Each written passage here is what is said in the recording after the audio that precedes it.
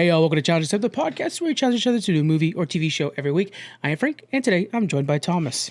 You nailed it. There you go. And that was too fast. And while I was saying it, I was like, I'm going too fast. This is something I hate. Editor Frank, he's right now pissed off at me. That's all good. No, it was superbly done, my friend. Yes, we are here at the finale of Daredevil Born Again, the revival of the Daredevil series from Netflix. Yeah. And it had a big job. It changed so much, as we've kind of talked about. We'll get into the episode, but I think it is fair that we'll probably talk about the season overall. Of course, yeah. Yeah, and then what they also had to put in to develop it, from the Netflix show to originally what Disney was going to do with it, to when Kevin Feige stepped in, was like, hey, you guys got to rework everything. Yeah. So I think this episode, you see a little bit of all of that. And I think it's pretty cool. It's still really well done. I'm just going to be straight up with you guys out there. Some of you are not going to like my takes on it. I liked it a lot, but I didn't love it like I think a lot of people will. Let me give my quick take, and then I want to dive into what you're talking about. Okay, so my quick take is, and I mentioned this off mic, but and I hate that I keep qualifying that, but very much the end of House of the Dragon season 2, where I personally knew what was about to come and knew that, like, budget wise, it wasn't going to happen in this season. So I kind of saw it coming. But for like hearing Jonathan's take, or even your take, was like, what the hell? We just got started, and now we have to wait a year. Right. I think that's going to be the general consensus across the board for people watching this. And the positive that I want, I loved this series so much this season. And it had a heavy lift to do, where it had to go, like, what is the MCU version of Daredevil look like? And I think it nailed it. And I think we're now heading into, guys, I'm more prepared for what this version of the Defenders is going to look like than what I think we're getting, than what the Netflix one. The Netflix one felt like we have these people, let's throw them in a room together. Now, you feel like there's a street level New York battle about to happen, and that's very exciting to me. It's true. Yeah, that is true. It definitely feels like this is the calm before the storm, even though this whole season was kind of a storm for him. But this kind of felt like the Samuel Jackson saying hello to Tony Stark in his house a little bit to me. I felt like this was very much like, something is happening now. And now Kingpin too is more Kingpin than we've ever seen him before. Mayor Kingpin is ruthless. The Commissioner's head, holy cow! Yeah, that was crazy. Yes. That was absolutely wild. You're right about that. Okay, so where does this kind of start off? Okay, Matt is shot. We're kind of back in Poindexter's head. Right. It goes blue for a second. You can also hear the buzzing. I liked it. Someone called this out last week, that buzzing that we hear, we also got it from Daredevil season 3 on Netflix, and then they brought it back for the show, and then it's kind of there with Poindexter for a little bit, and then. What do you think that buzzing is? I think it's just how his brain is. It's to show us that there's this trauma in his head that is just frustrating. There's this thing that he can't escape from. Yeah. I don't know if it's his tic, his OCD, there's something about him that's just kind of drives him crazy, like it's supposed to drive us crazy. And I think Vanessa takes away those pills that keeps that buzzing down. That's true. Yeah. And I think you're right, but I also want to add in, it could also be tinnitus from how many gunshots he's been hearing over the time.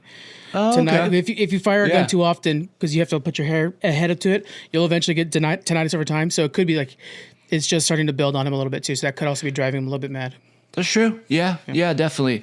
I think it's just a good indicator when we're seeing things from Bullseye's perspective, right? It turns blue, and then you hear that buzzing, and you're like, all right, this is like, I'm in Daredevil, Bullseye's world. Yeah. And then the opposite with Daredevil, even at the end, he steps into the red light. I like that stuff.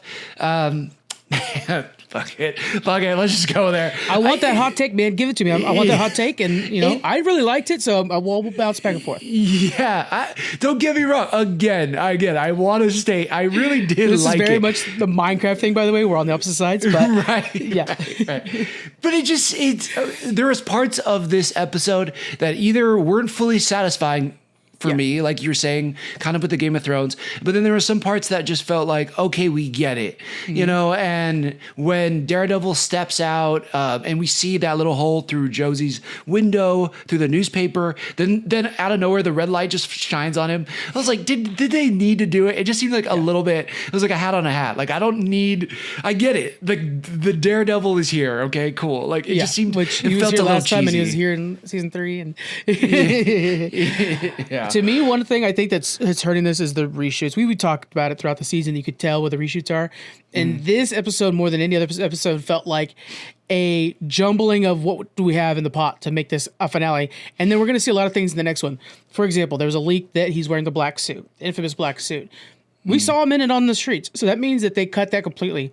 It'll be in the next season. I'm sure they're going to take some of the cuts from this into that as well. That'll be one of them. Right. And the fact that Punisher and Karen showed up, clearly Punisher was cut in earlier in the season to make him like, you know what I'm saying? Like the way he was in the apartment, that's supposed to be a shock to us. But because we already saw him, we're like, where's Punisher at right now? You know? Yeah. I don't know. Maybe it's because we're just so chronically online and whatnot. That's but fair. Yeah, I just knew I knew he was going to be there. So when he was in the apartment, I was like, oh, who's it going to be? And then when it was him, I was like, dope. I love his Punisher. Yeah. I'm so like, I've watched the Punisher series recently that was on Netflix. That's on Disney Plus. And I love that show. I think it's great. It's not Daredevil, but it's still really good. But it didn't hit the same because I already knew he was going to be in this episode at some point. It so does kind of look, but I will throw out there I'm trying to like kind of give positives to what you're saying. Sure, yeah, it's please good do. to see him back in form, right? Yeah. Because I felt like in that earlier episode, we purposely saw him grungy, dirty, kind of lost his direction, or at least kind of falling in his direction. And now we see him refocused and a little bit of Karen in there too. I like that little Karen nod. It's something, it's like a hope for him in his life that wasn't there before. And so it was good to see him kind of back together.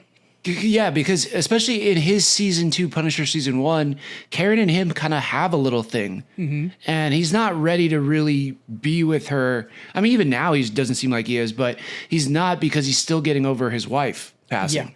So that made a ton of sense back then. It does make sense that there's something still there with him, and that I love how Deborah Ann Woll plays it too. Like she is kind of into both of them, but and don't get me wrong. Like we even got to the fight part of it. The fight was sick. Maybe I'm jaded, man. Maybe I'm jaded. The fight was incredible, and the fact that they used it to mirror these two characters, which we've been talking about with Kingpin and Daredevil, right? Yeah, we have it with this one too. Classic situation where Punisher's going too far. And Matt's like telling him in the mid-fight, Frank, stop. What did you think about that fight? And then I will say that I was disappointed with the ending just because, like, man, Cole North, that sucks. Yeah, I was confused about. I think that was a thing. Like, I was expecting a little bit more out of Cole North, knowing his comic history a little bit more, and so I was like, oh, okay. But okay, fight's dope. It's awesome. All right, Matt's coming out of the hospital. Somehow he was able to walk, who knows, like 10 blocks in a patient gown. Nobody said anything. Sure. He gets home, cool. Changes into the outfit, is ready to like whoop some ass. The fight's awesome. I loved this season how they use the Billy Club. And in this scene, no different. He uses it as like a way to strangle people, suppress them, but also used it more in like a whip fashion in this fight, which was super sick. Still bouncing it, still hitting people. All that was amazing. And then we would go over to the Punisher, and that was cool too. Super violent. Love how he came off the balcony with the shotgun, blast that dude, and then he's like stabbing fools, tackling people. But why was there so much slow motion for him? Like it was everything he was in was slow motion, and everything with Daredevil was just regular speed. Yeah, and I just think that's kind of how like, you know, visual storytelling, it probably looks better if shooting is slower than, you know what I'm saying? Yeah, and I guess I mean, don't get me wrong, I love it. John Bernthal's face, and he's like, making these he's crazy, constantly growling, very, very Logan Wolverine, you know, right? Like constant roar. Yeah, I don't know. I think there's almost something in the way that because I've watched the Punisher series recently, it almost hurt this because in those scenes, like they're not slow. They're like Daredevil fast with him murdering people and stabbing and shooting people and stuff.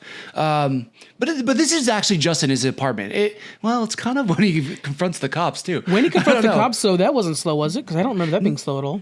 It is a little bit. Is it? Okay. Remember, like, there's this guy with a shield, and he like pulls down the shield, and he like reaches over the top, and he shoots him. I don't know. Okay, that's a good catch. I don't know why. I don't know why I got hung up on that. It's not that big a deal. I think it's all awesome. Don't get me wrong, but like, I was like, why is his? I don't know. It's just something I noticed. Take a shot every time Thomas says it's not a big deal. I did like this. I promise I like this guy. Don't hate me. But because you love it so much, you have higher expectations, and I just think that this is the start of something new for Marvel. And it's basically starting another plane for Marvel. Remember back in the day, God, the good old days, when Guardians of the Galaxy was a new thing, and we were like, Cosmic Marvel is here, you know? Yeah. And that was a big thing. It's like galactic stuff's going to happen now, yada, yada, yada. I feel like we haven't had that in a long time. They tried it with the multiverse crap, but this feels like, you know what? Now we have straight up street level Marvel. We had the Netflix stuff, but now it's in the MCU. We have street level MCU. And think of the library Marvel has on street level heroes. Not just the Defenders that we already know of. I mean, it's a pantheon. We got White Tiger. Think of who else we're going to get. It's going to be so fun. And then this is a good place to kind of use some of Spider-Man's lesser here or villains or heroes too, right? Like, there's all kinds of things you can do with this. So positives, the highest positive is this is a new era for Marvel. And by the way, Vincent D'Onofrio said because of licensing and stuff like that, he can never be in the movies, right? But after the scene that we saw with him and the Commissioner, he could never be in the movies either because he's too brutal for Thanos. Like, just visually, the brutalness of what he's doing is more brutal than what Thanos did. And although Thanos killed, of course, many more. So, I don't know if they would let him be in a Marvel movie anyways. Man, that'd be so great though. But brutal, I think, is the absolute right word for this episode too. Like, this season has gotten violent. We saw, I think it was in like episode 2 where Matt fights those 2 cops and slams a dude's head. That guy's still going, whatever his name is, officer, whatever. Something's up with him. Yeah. He's a little too invulnerable. I know, but he's back. He's got the whole crew with him. He's made it this whole time through the season, which was wild. But God, this was a brutal episode. From watching Frank just slice up dudes and shotgun blast them and him getting shot or pulverized to then what Fisk does with the commissioner. Whoo boy, there's nothing that's been more violent than that in all the MCU by far. That was brutal. That's a really good point too. And I think there's an admiration, I think, for a lot of us viewers. I know for me in Vincent D'Onofrio's performance, and you're kind of rooting for Kingpin to win out, right? It's kind of the Penguin thing, right? Then Penguin chokes out, I can't remember his name now, but chokes out his friend, and you're like, oh my God, that's Vince. Right, you're the Penguin. Yes, Vince, there it is. And then when Vincent D'Onofrio's doing this, you're like, oh, that's right, you are a psychotic, maniac. Meanwhile, I've been watching him, wanting him to rise to power. Now that he's at power, I'm like, no, I forgot I was supposed to be rooting for that. Right. Yeah. So true. Yeah. Cause he is playing it super well. They do a good job of it seeming like the cards are stacked against him. Yeah. He's, and for a while too, it seems like he's trying to do things the right way. And you're like, okay, he's trying to turn a new leaf. Like, he's trying to be a good guy. And then you're right. This is that episode where you realize, like, oh no, he's still very much a terrible guy. He's bad. It's just hard for, like, I love it in a sense, but I also don't love it because it makes me feel conflicted. Yeah. It's conflicting for me. And, but he plays it amazing. Vincent D'Onofrio is a king, like not just the Kingpin. Like, he is just king. Yeah. So here's a negative about Kingpin. Here we go. Here's something that I think they messed up in the writing. The reveal that he and Vanessa have been working on Red Hook as a solution or a future is revealed in this episode. It should have been breadcrumbed throughout the entire season, but there was, other than the fact that as a mayor he's trying to make Red Hook happen, there was no clues that was a thing he was working towards, like creating a new empire, a new city-state in Red Hook. Right. That should have been breadcrumbed out better. All we got was Vanessa in private moments longing for Kingpin to return as Kingpin. So it was like, okay, you're not hiding it from who you hiding it from. You're not hiding it from anybody. So you know what I'm saying? Or why you? It's like he's almost hiding it from everybody. But why? If he's trying to get closer to Vanessa, like, why wouldn't he tell her, like, I'm trying to be mayor so we can take over this area, and it's like completely lawless. Like, and even in front of Vanessa, he's trying to say, he's telling her, like, when it's just the two of them, we're going for a better future. I could do more good as mayor. Bullshit. You're trying to get Red Hook so that you could create a place where no taxation hits you. And Right, you know what I'm saying? And also, so, like, you can create your own laws. right. So why wasn't that the point from the beginning? And why haven't we been getting little breadcrumbs to that? And then, like, finally it dawns on us the mystery is solved on our end. That's because this thing was rewritten a few times and reshot a few times. We know that much. But that should have been given to us the entire time.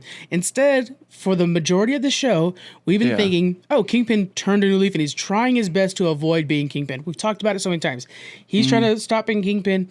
Matt's trying to stop being Daredevil. They both succeeded, right? Or fell into it. No, we learned in this episode, bullshit. He's been Kingpin since day one. Right. He just wasn't wearing the white suit into this episode.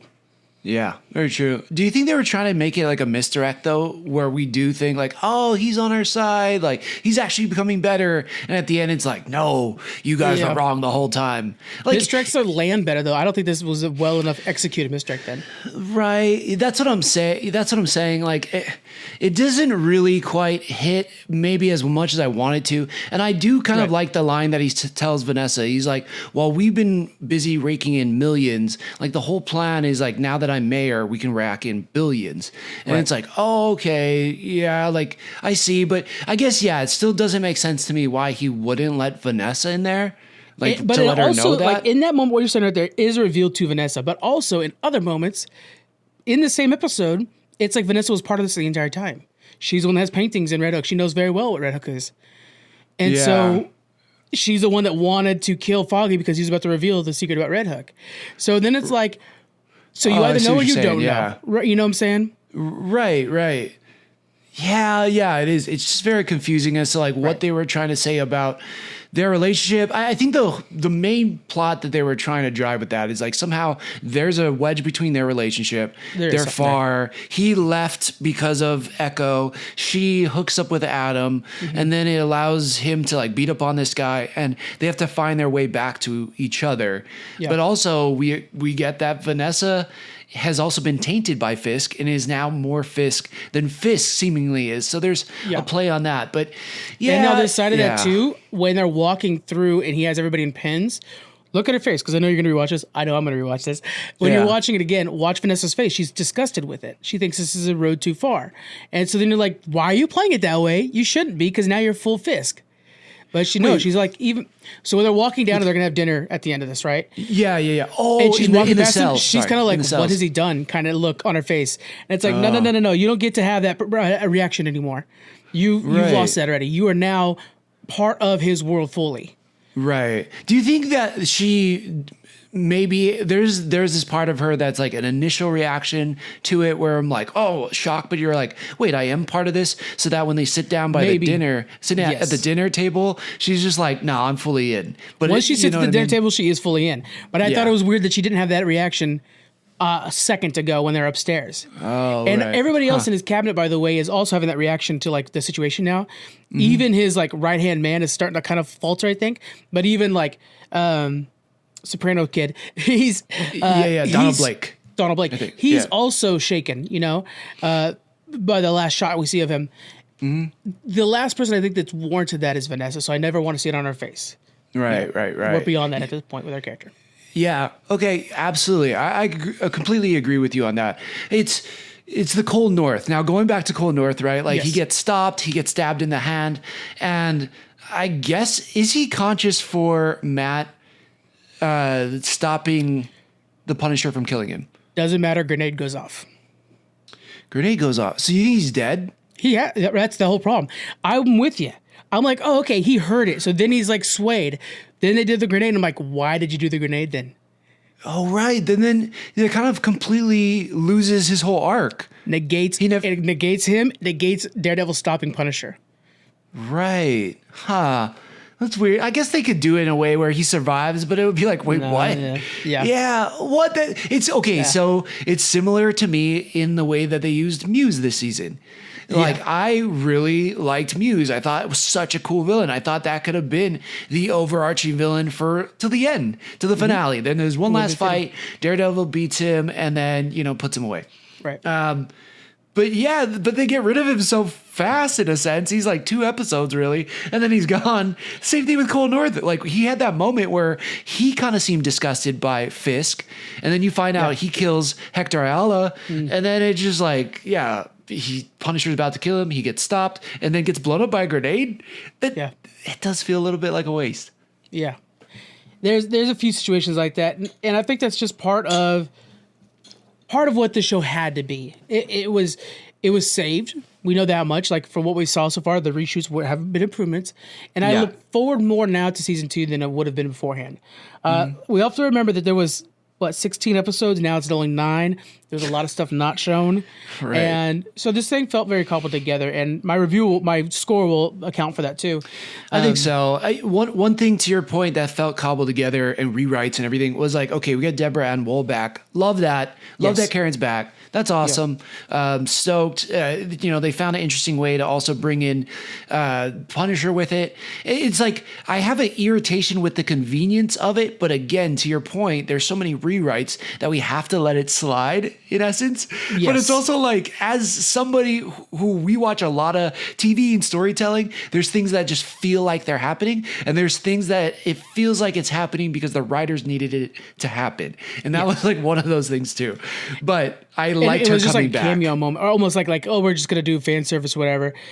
Kristen McDuffie, I think, was kind of wasted as well. I feel like they brought in Kristen McDuffie to be the Karen replacement, and then she never learned his identity. She's always constantly at odds with Matt. So what do you do her character? Yeah, that was so weird. She just leaves after the hospital, and then he keeps telling her like, Fisk is bad, Fisk is bad. They're in a relationship together. She should probably trust him more than Fisk. Yet somehow at the end, she just goes to go meet Fisk. Is that who you're talking about? Heather Glenn? That's Heather. I'm talking about Nikki James, played McDuffie, who's his law partner. Oh, his law partner? Oh, okay. Yeah. I wasn't so bummed about her. Well, I just think I wish that she was a part of that team that he's basically saying he has at the end of the second episode, because having that lawyer squad with him is, I think, very important. And now we see that she has a document proving that what Foggy found. So now she knows that, okay, Matt was right. There is something going on with Foggy. So hopefully at some point she kind of joins team. I kind of thought maybe her and Foggy had something going on too, by the way. That, that would. They could have revealed that too. Yeah, because they make it seem like that in the first episode. Like, Foggy's he's making some moves here. Things are going down. But and then it doesn't. I think she will be a season 2 thing because there's a lot more they can do with her character. I just was she didn't bother me as much as Heather's turn in this episode, where I was wait. I know you don't trust Daredevil, but why wouldn't you trust your boyfriend who's becoming distant, but he's not done anything bad to you? He's not broken your trust, So it's why wouldn't you believe him over Fisk, who's a politician even, you know what I mean? And who is a known criminal in this world? Okay, I guess. And you're a psychiatrist, a therapist. You have to understand narcissists and stuff like that. You have to be recognizing all the things that are bad with him right now, or you're a bad therapist. What is it? Pick one. She is. I have totally written her off, and I think the show will similarly do the same. As in, she's now a pawn in his camp. She's nothing to do with that Murdoch anymore. I'm fine with that, frankly. Yeah. It's okay. Again, that's why I'm for me, it's a bunch of nitpicks. It's they don't need, these aren't huge issues. If we just look at the story of this episode and how it wraps up the finale, there's a lot of great things. I'm so stoked. Deborah Ann Woll's back and Karen's back. But then, they're okay, they do that cool investigative scene. Oh, it turns out Red Hook is off the maps, basically. Nobody can touch it. There's no laws there, blah, blah, blah. Okay, cool. Yeah. They throw in their little emotional things from back of the Netflix day. And then they go to where the final, where the armed guards are. And then they just look at them. They're like, nah, too many. We got to leave. And then they just incredibly disappointing. Right? When they did that, I was like, I get it. That makes sense. This is a comic book show. Get your ass in there and get beaten up or escape narrowly and then be like, I got to come back with an army. Same fucking vibe, but I got you punching people in between. Right. Ooh, that would have been awesome. That would have been a great rewrite. They do have that nice conversation, do you remember what you told me? It looked like it wasn't darkness. It was, Suns. a million, thousand suns. Yeah, whatever it is, cool. I get it. And he can hear the city going crazy. Also, did the city just go crazy because the power was out? Like, why did the city go idea crazy? is that the power went out, and then he's hearing people who are needing help because, when the power goes out in New York, crime goes up because. Does it though? Like, really? I think in general that's a thing that happens. Yeah, just because the streets aren't lit up anymore. All right, I'm gonna have to. I mean, I'm sure it does happen, but I have friends that live in New York, and I'm pretty sure when the power goes out for a few hours, people aren't just breaking into everywhere. No, but not maybe. that. Right. But there's probably more muggings than normal, right? Because there's no light into the alleys or anything like that. Yeah. Yeah, but when you cut in the BB report videos, it's a full-on war in the streets. How? That's just very true. Yeah. Just because the power went out? I don't know. I needed more explanation for that, I guess. But. We get that. Cool. He's like, all right, we got to get an army. And then, they have this now they're back at Josie's bar. They're having another conversation. They're okay. We got this army. Yeah. They open the doors. It's just a bunch of random characters. There's no I know. Give us a Jessica Jones, please. Luke Cage couldn't be sitting in there. Dude, you know what? I hate. I've never said I hate a show on this podcast ever. One show I absolutely hate was the Netflix Iron Fist show. I hate that show. Okay, I would take Finn, whatever that dude's name is, sitting in there. So it's not just a bunch of random humans, and not this is a war on vigilantes. There's not one other vigilante in that bar. What the frick? By the way, apparently crime doesn't go up when the power goes out. So I'm wrong. Okay. Yeah, okay. Yeah. So I'm just there was a few things I was like, wait, what is this? Okay. What is this chaos that is breaking out now? Because you know what I mean? Maybe that's what other people believe. I don't know. That's probably what the news is selling. Maybe it's but on top of Fisk being shot. So it's assassination plus no power. Feels like chaos. Okay. It's so tricky with New York. It's so hard with the MCU, right? This city survived an alien invasion. Right. This city has a Spider-Man right now. Yeah. And this city will have Thunderbolts and Sentry just nothing people here in 2 weeks. Yeah. So it's so hard. I'm so happy for this new era of grounded heroes, but you gotta acknowledge the fact that you have gods walking amongst you, or else it doesn't make sense. Yeah. Because even whatever it is, damage control, damage control couldn't go in there and sound blast. I know we're getting into the weeds about I'm getting in the weeds about it, but it's but you're right when you said we do have to acknowledge it, and I feel as cool as this is. I notice these things just from a normal living life. It wouldn't go down that way without somebody some kind of explanation. You know what I mean? The power is out and the assassination on Fisk has just turned people crazy. If you throw in that line, I'll be okay, cool. But no, just BB report. People are getting bottles broken in the streets and Molotov cocktails and kids are getting shot. It's what? Not in New York with all the heroes that live in New York. It's the most populated city of heroes in Marvel. Right. And power goes out, people fall apart. And then also let's think about at this time, Val is taking over Avengers Tower. Her power goes out and she doesn't kick an alarm off. She doesn't give a shit about whoever the mayor is. Right. She would be of anybody, she would definitely be let me flip this switch back on because I am Val. You know? Right. Yeah. So there's all kinds of people like that in the city that's okay. I mean, Norman Osborn's somewhere in here too. And it's right? Who the hell is, hopefully. Kingpin? They would be at odds in this situation. It's very interesting. We are overlooking it. I think we're over analyzing it right now. We're, So true. But I just think for me, it was all these little things adding up. You know, and again, love the fight. Don't know how else they would have concluded this episode. I like that Karen's back and then it's kind of starting this new chapter. It just felt like a bunch of things that just didn't feel complete for me. And I just couldn't get over that. If this was, we normally rate things out of 5 and this is going to sound so low for people, but right now, this is still passing. This is still good, but I'm at a 3.5 out of 5. Yeah. For this episode, not for the season. Yeah, not for the season. Yeah. Okay, cool. I'm glad you stated that too, because you're right. The season overall was great. It's just this finale was just all right, very much calm before the storm. And there's a lot of holes to fill for season 2 for me. And I think with season 2, and again, the more established show about Bibles and stuff like that going forward, it will feel so much more cohesive. And so I am looking forward to that. And hopefully we don't take too long to make it. Come on, Bob Iger.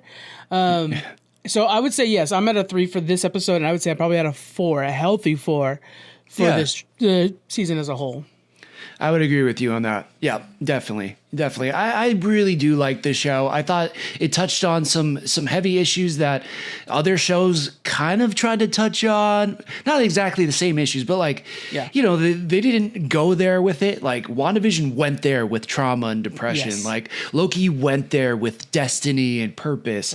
But like Falcon and Winter Soldier, even though I love that show, it only like it scratched the surface on race and racial disparity in our country, but it like never fully, like that finale for that show too just dropped the ball. There's like just other thing, like what was Hawkeye's message? Like not everything has to have a message, but like I don't really like it didn't quite land the same either. And this one really did. It went there with some things, and I really appreciated that. Yeah. Stunt coordination was amazing in this one too, and stunt coordinators are now finally in the Oscars, and so it's cool to kind of pay attention to that right now. And the performances were all top notch. I think Vincent D'Onofrio got to have more fun playing Kingpin here than he did in the Netflix version. I think they let the character become more comic book accurate, where he's just rageful sometimes, and that's funner to play. So, squishing people's heads with like freaking your hands. Yes, it's freaking wild. That was so nuts. So yeah, those are our scores. Next up, what do we have? Like Andor's coming out on the 22nd. You were saying Andor, yeah. We have Detective Pikachu coming out sometime this week, probably. It's a very full plate for us. Yeah. And The Last of Us, of course. I'm literally looking at a picture of Pedro Pascal, just always on my desktop. Nice. I should too. Let me get a new wallpaper because I should do the same thing. He's just so charming. He is.